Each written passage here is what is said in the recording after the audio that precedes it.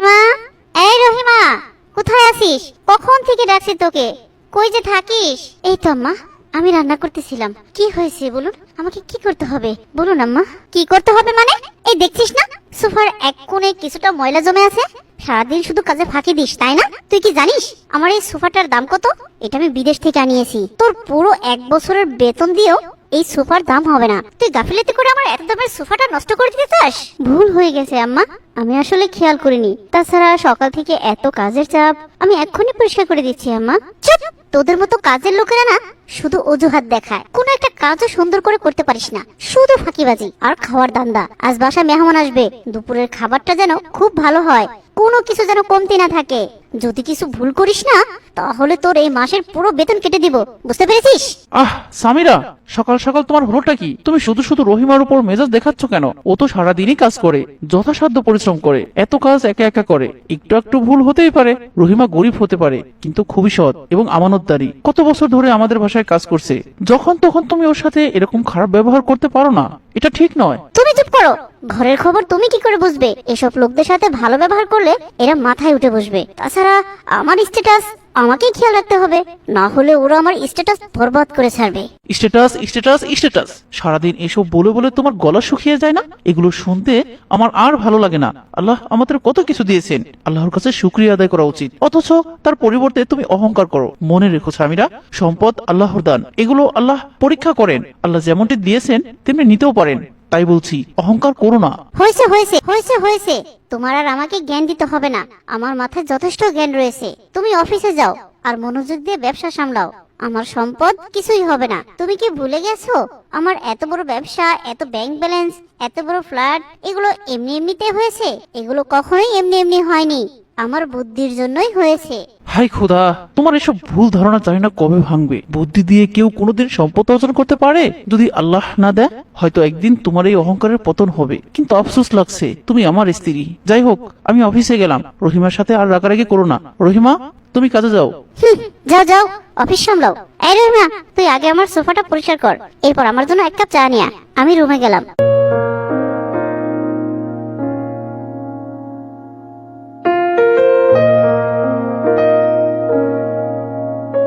হে আল্লাহ, এই কয়টা চালিত রয়েছে। ফাতেমা স্কুল থেকে ফিরবে, ওর বাবা মাঠে থেকে ফিরবে, দুজনের পেটে অনেক ক্ষুধা থাকবে। এই কয়টা চাউলের ভাতে কি হবে আমাদের 3 জনের? না না, আমি না হয় একটু কমই খাবো। যাই, তাড়াতাড়ি রান্নাটা সেরে ফেলি।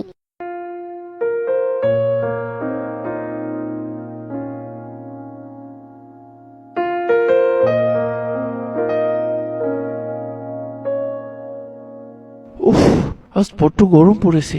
খাদিজা, খাদিজা, কোথায় গেলে? বড্ড ক্ষুধা পেয়েছে গো।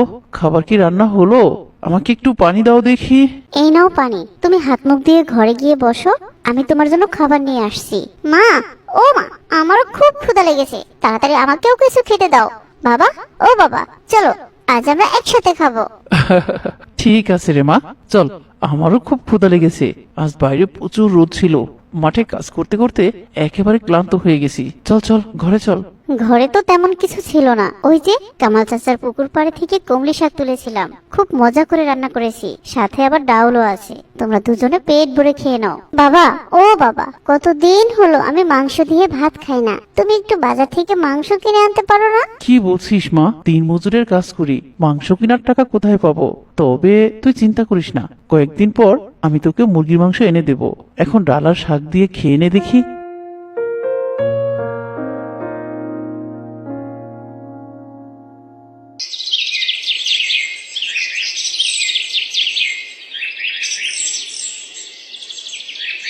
রহমত আলীর বউ, ঘরে আছো নাকি?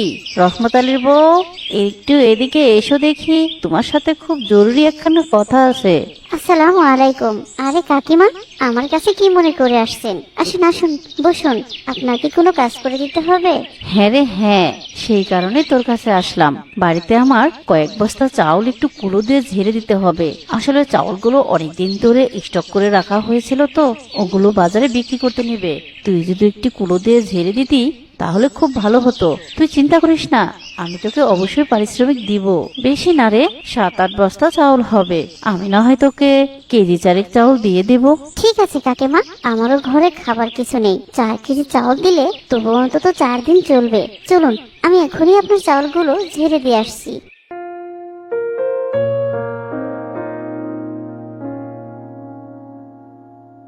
এই নে, এই সবগুলো চাউলই কিন্তু ঝাড়বি। আর হ্যাঁ, চাউলগুলো ঝাড়া শেষ হলে আমাকে একটু ডেকে নিস, আমি তোর পারিশ্রমিকের 4 কেজি চাউল দিয়ে দেব।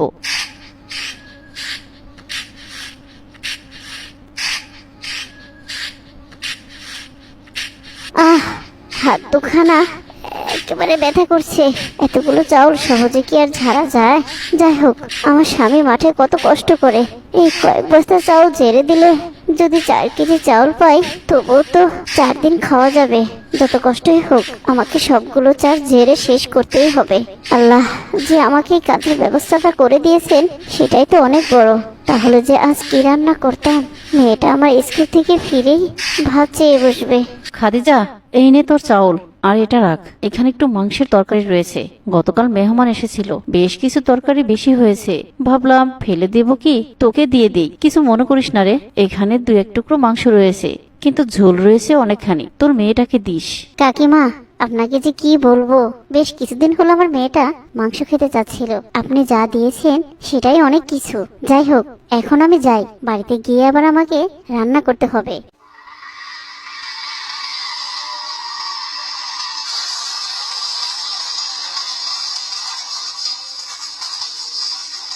আরে ওটা খাদিজা আপা না? হতবাগা, দেখি তো একটু কথা বলে। সেদিন তো আমাদের বাড়িতে গিয়েছিল, মেহমানের ভিড়ে কথা বলতে পারেনি। রহিমা বলল গেটের বাইরে দাঁড়িয়ে থেকে ফিরে এসেছে, একটু শুনে দেখি। কি রে হতবাগা বোন আমার, পুটলিতে করে কি নিয়ে যাচ্ছিস এই ভর দুপুরে? আর এই কেমন কাপড় পরে আসিস? বুঝতে পেরেছি, ওই চাষার সাথে থেকে থেকে তুই একেবারে চাষি হয়ে গিয়েছিস। দিন খুব কষ্টে কাটছে তাই না? আচ্ছা, সেদিন আমাদের বাড়িতে গিয়েছিলি, আমার মেহমানের ভিড়ে আমি তোর সাথে কথা বলতে পারিনি। বুঝতেই তো পারিস আমার একটা স্ট্যাটাস আছে, সবার সামনে যদি তোর পরিচয় দিতাম তাহলে আমার মান সম্মান একেবারে ধুলোয় মিশে যেত। তোকে দেখে মনে হচ্ছে সারাদিন কিছুই খাসনি। এক কাজ কর, আজ বিকেলে আমাদের বাড়িতে যাস, তোকে কিছু বাসি খাবার আর কিছু পুরনো কাপড় দিব, ওগুলো পরলে তবুও একটু তোর দিকে তাকানো যাবে।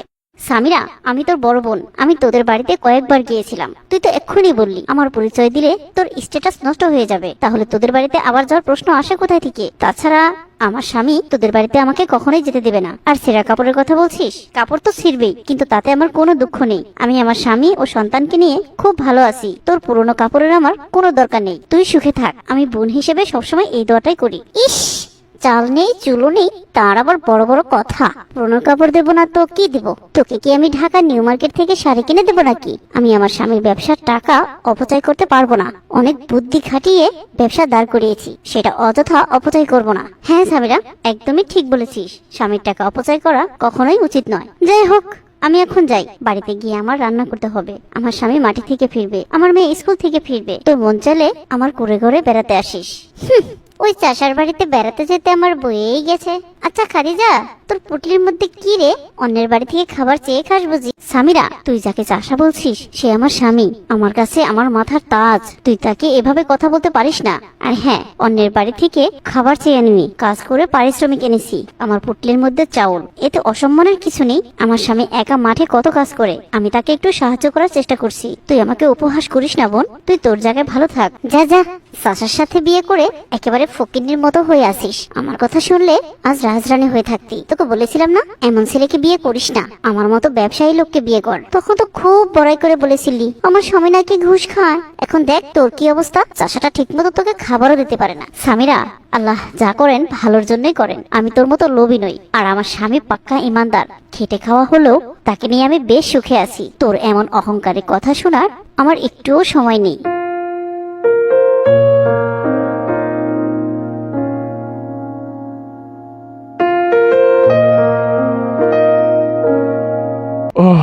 বড্ড তৃষ্ণা পেয়েছে। আরে এটা তো অনেক বড়লোক বাড়ি, নিশ্চয়ই কিছু খাবার পাওয়া যাবে। যাই একটু ভিতরে গিয়ে দেখি, ভিতরে কেউ আছেন? কেউ কি আছেন? আমি খুব পিপাসিত, আমাকে একটু পানি দিন। ভিতরে কেউ আছেন? দয়া করে আমাকে একটু খেতে দিন। আরে ফকির মিসকিন আজকাল ঘরে ঢুকতে চায় নাকি? তোমার সাহস কি করে হলো হ্যাঁ আমার গেট পেরিয়ে ঘরের সামনে আসার? তোমার মতলবটা কি? চুরি করার নিয়ে তো এসেছো তাই না? সি সি মা, এ তুমি কি বলছো? আমি চোর নই, আমি অসহায় ভিক্ষুক। অনেকটা পথ হেঁটে হেঁটে এসেছি। আমার খুব পিপাসা পেয়েছে, সকাল হতে কিছুই খাইনি। আমি এসেছিলাম যদি আমায় একটু পানি আর কিছু খাবার দিতে, তাহলে খেয়ে নিজের শরীরে একটু শক্তি পেতাম। অনেকটা পথ যে আমার হেঁটে হেঁটে যেতে হবে। চুপ করো, তোমার মতলব আমি বুঝতে পেরেছি। এখানে কোনো খাবার হবে না, তুমি চলে যাও। সামনে গেলে রাস্তার ধারে একটি টিউবওয়েল পাবে, ওখান থেকে না হয় পানি খেয়ে নিও। যাও যাও, এক্ষুনি বের হয়ে যাও। হায় রে মানুষ, এত বড় বাড়ি অথচ এক গ্লাস পানি জুটলো না আমার। ধন সম্পদ নিয়ে অহংকার করো না মা, ফকির মিসকিনকে খাওয়ালে বিফলে যায় না। আল্লাহ তোমার হেদায়েত দিন আল্লাহ। আরে তুমি যাও বলছি, আমাকে জ্ঞান দিতে হবে না, চলে যাও। আমার মাথায় অনেক জ্ঞান রয়েছে, জ্ঞান না থাকলে কি এত সম্পদ আর এত বড় মালিক হতে পারতাম? যত সব।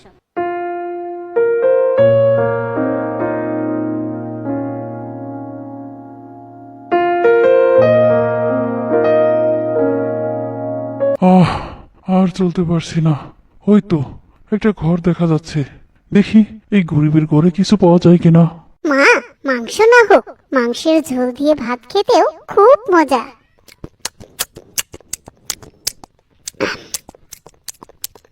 খা মা, তুই পেট ভরে খা। আরে খাদিজা, তুমিও আমাদের সাথে খাও। ভিতরে কেউ আছো? কেউ কি আছো? আমার খুব ক্ষুধা পেয়েছে, আমি খুব পিপাসিত। আমাকে কিছু খেতে দাও, আল্লাহর রাস্তে আমাকে কিছু খেতে দাও। আরে দাঁড়াও, বাইরে কে যেন এসেছে, একটু দেখে আসি। আরে মা, আমাকে কিছু খেতে দে, আমি যে আর চলতে পারছি না। আজ আমি সারাদিন কিছুই খাইনি, আমাকে কিছু খেতে দে মা। ঠিক আছে বাবা, আপনি বসুন, আপনার জন্য আমি এক্ষুনি খাবার নিয়ে আসছি। কি গো খাদিজা, তোমার খাবার নিয়ে কোথায় যাচ্ছ? তুমি তো বললে এইটুকু খাবারই তুমি রেঁধেছো, এই খাবার অন্যকে দিলে তুমি কি খাবে? মা ফাতেমা, তুই খা, আমি দেখে আসি তোর মা খাবার নিয়ে কোথায় যায়। আলহামদুলিল্লাহ, পেটটা ভরে খেলাম, বড্ড শান্তি পেলাম রে মা।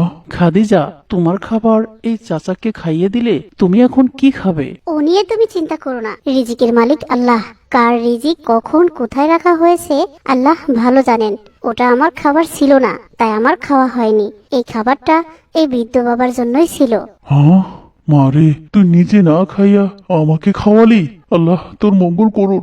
আমি যে তোর কাছে ঋণী হয়ে গেলাম রে মারে। আমি তোকে কিছু দিতে চাই, এই নি, এই ঘটিটা অনেক দিন ধরে আমার কাছে রাখা হয়েছে, আমি তোকে ভালোবেসে এটা দিলাম, তুই রেখে দে, আল্লাহ তোকে বরকত দিবেন। না বাবা, সামান্য খাবারের বিনিময়ে আমি আপনার থেকে এটা নিতে পারি না। আপনি শুধু আমাদের জন্য দোয়া করুন, আল্লাহ যেন আমাদের অভাব দূর করে দেন।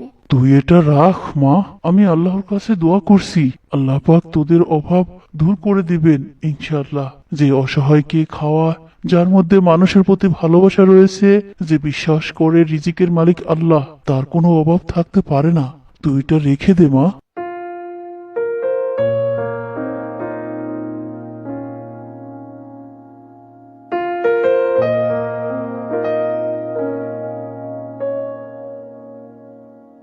হ্যাঁ, এখানে এটা জল জল করছে। মা, ও মা, বাবা, ও বাবা, দেখে যাও এটা কি। আরে এটা তো সেই বাবার দেয়া ঘটিটা, এটা এমন জলজল করছে কেন? ওগো, মনে হচ্ছে এই ঘটিটা স্বর্ণের। আল্লাহ বৃদ্ধ বাবার দোয়া কবুল করেছেন। এই ঘটিটা স্বর্ণের হয়ে গেল কি করে? নিশ্চয় আল্লাহ আমাদের সাহায্য করেছেন। চলো এই ঘটিটা বিক্রি করে আমরা 3 ভাগ করব। 1 ভাগ গরিব অসহায়দের মাঝে বিলিয়ে দেব, 1 ভাগ দিয়ে আমরা আমাদের খাবার কিনবো, আর বাকি 1 ভাগ দিয়ে তুমি ব্যবসা করবে। মাশাআল্লাহ, তুমি খুব সুন্দর কথা বলেছো খাদিজা। আল্লাহ সত্যি আমাদের উপর রহমত নাজিল করেছেন। এখন থেকে আমি সৎভাবে ব্যবসা করব, আমাদের আর অভাব থাকবে না। হ্যাঁ, কি বলছো বাবা? আমাদের আর অভাব থাকবে না? হে আল্লাহ, তুমি সত্যি মহান, আমাদের আর কোনো খাবারের কষ্ট থাকবে না। হ্যালো, কি বলছেন? আমাদের কারখানায় আগুন লেগে সব পুড়ে গেছে, সর্বনাশ। এখন এখন কি হবে? আমি এখন কি করব? আমি তো একেবারে নিঃস্ব হয়ে গেলাম। ফাহিম, কি হয়েছে তোমার? আমাদের কারখানায় আগুন কি করে লাগলো? এখন এখন আমরা কি করব? ব্যাংকের জমানো টাকা আর আমার স্বর্ণ বিক্রি করেও তো নতুন করে কারখানা দাঁড় করানো সম্ভব নয়। এখন এখন কি হবে? হ্যালো, কি বললে? আমাদের শেয়ার হ্যাক হয়েছে। হে আল্লাহ, এখন আমি কি করব? আমি এত টাকা লোন করে শেয়ার কিনেছিলাম, এই লোন আমি কি করে শোধ করব? হে আল্লাহ। আমাকে যে পথে বসতে হবে। আমাদের সবকিছু নিলামে চলে গেল, মাথা গোজার একটা চালও নেই আমাদের উপরে। এখন আমরা কি করব, কি খাবো, কোথায় যাব? সবই আমাদের পাপের ফল স্বামীরা। সারা জীবন অবৈধভাবে ব্যবসা করেছি, হারাম পথে উপার্জন করেছি, আর সবকিছু এখন ধ্বংস হয়ে গেল।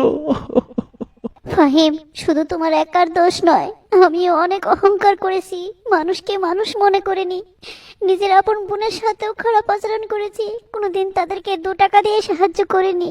সবই আমার পাপের ফল। এখন আমাদের গাছতলা রাত কাটানো ছাড়া আর কোনো উপায় নেই। চলো আমরা এখান থেকে চলে যাই অন্য কোথাও। নিন ভাই, এগুলো আপনাদেরই। আগামী মাসে আবার আসবেন। আমরা প্রত্যেক মাসেই সদকা করি। আমাদের এই সম্পদ, এই ব্যবসা সবকিছুই আল্লাহর দান। এগুলোর উপরে আপনাদের হক রয়েছে। হ্যাঁ ভাই, যে কোনো সমস্যা নিয়ে আমাদের কাছে আসবেন, আমরা সর্বোচ্চ সাহায্য করার চেষ্টা করব ইনশাআল্লাহ। আপনারা সত্যি খুব ভালো মানুষ। আপনাদের মতো এত ভালো মানুষ আমি জীবনেও দেখিনি। এত সুন্দর ব্যবহার, আর প্রত্যেক মাসে আপনারা এত পরিমাণ সদকা করেন যে আমাদের ঘরে এখন আর খাবারের কোনো কষ্ট হয় না। আল্লাহ আপনাদের ভালো রাখুন। আরে, এই তো দেখছি খাদিজা ও তার স্বামী রহমত আলী। আল্লাহ ওদের অবস্থা আজ কত ভালো করে দিয়েছেন। ওরা অনেক ভালো মানুষ, সবাইকে কি সুন্দর দান সৎকার করছে, কিন্তু আমি ওদের সামনে কি করে দাঁড়াবো? আমি পারবো না। ফাহিম, তুমি যাও, অন্তত কিছু খাবার তো পাওয়া যাবে। মাথার উপরে ছাদ আর পেটে খাবার না থাকলে লজ্জা পেলে কি হবে? ভুল তো করেছি আমরা, ওনাদের কাছে আমাদের ক্ষমা চাওয়া উচিত। আরে সামিরা, ফাহিম, তোমরা এখানে? আর তোমাদের এই অবস্থা কেন? তাড়াতাড়ি এসো এসো এসো, আগে ঘরে এসো। বুবু, আমাদের ক্ষমা করে দিন। আমরা আজ নিঃস্ব। অহংকার আর হারাম পথে উপার্জন কোনোদিনও চিরস্থায়ী হয় না। আল্লাহ আমাদের এমন অবস্থা করেছেন আমাদের কর্মফলের জন্যই। রহমত ভাই, আমাকে ক্ষমা করে দিন। আমি কোনোদিন আপনাদেরকে সম্মানের চোখে দেখিনি। আমাকে ক্ষমা করে দিন রহমত ভাই। হ্যাঁ বুবু, তুই আমাকে ক্ষমা করে দে। আল্লাহ আমাদের অহংকারের পতন ঘটিয়েছেন। আমি বুঝতে পেরেছি বুবু, ধন সম্পদ কোনোদিন বুদ্ধি দিয়ে নয়। আল্লাহ যাকে ইচ্ছা তাকেই সম্পদ দান করেন। তুই আমাকে কিছু খেতে দিবি? আজ 2 দিন হলো কিছুই খাইনি বুবু। এভাবে বলিস না বোন, সবই আল্লাহ পাকের ইচ্ছা। আল্লাহ তোকে হেদায়েত দান করেছেন, এটাই আল্লাহর কাছে লক্ষ কোটি শুকরিয়া আদায় করছি। আলহামদুলিল্লাহ। এখন তোকে শুধু খাবার নয়, এখন থেকে তোরা আমার কাছেই থাকবি। আমরা একসাথে থাকবো, মিলেমিশে থাকবো। হ্যাঁ ভাই ফাহিম, তুমিও এখন থেকে আমার সাথে ব্যবসা করবে। আমি যেভাবে ব্যবসা করি, ব্যবসার লাভাংশের 3 ভাগ করি, তুমিও ঠিক এভাবেই করবে। দেখবে একদিন তোমাদের সব অভাব দূর হয়ে যাবে ইনশাআল্লাহ ইনশাআল্লাহ। রহমত আলী ভাই, আমি আর কোনো দিনও হারাম পথে উপার্জন করব না, সৎভাবে ব্যবসা করব এবং আল্লাহর নির্দেশিত নিয়মের জীবন চালাবো ইনশাআল্লাহ। সম্মানিত দর্শক, আমাদের এই গল্পটি আপনাদের কাছে ভালো লাগলে অবশ্যই একটি লাইক করুন এবং কমেন্টে আপনাদের মতামত জানান। অতি শীঘ্রই আরো একটি নতুন গল্প নিয়ে আপনাদের সামনে হাজির হব ইনশাআল্লাহ। আল্লাহ পাক আপনাদের সকলকে ভালো রাখুন, সুস্থ রাখুন। জয় ইনকিলাব, জয় জামাত ইসলাম।